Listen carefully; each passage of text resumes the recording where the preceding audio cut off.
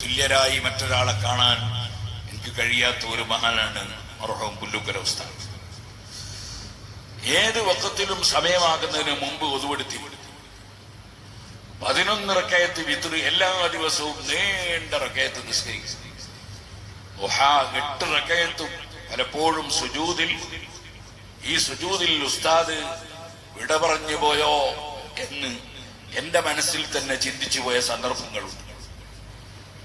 അങ്ങനെയുള്ള മഹാനായ ഉസ്താദ് അവറുകൾ ശൈഖുനയുടെ കൂടെ പങ്കെടുത്തിട്ട് പ്രസംഗിച്ചു. പലരും എന്നോട് ചോദിക്കുന്നു, നിങ്ങൾ ഏപ്പിന്റെ ആളാണോ? ഞാൻ അവരോട് പറഞ്ഞു, ഏപി എന്റെ ആളാണ്. അതിന്റെ കാരണവും ഉസ്താദ് പറഞ്ഞു. ഞാൻ മുമ്പേ പഠിച്ചു വന്നത് സുന്നത്ത് ജമാഅത്തിന്റെ വിരോധികളുമായി ഒരടുപ്പവും പാടില്ല എന്നാണ്.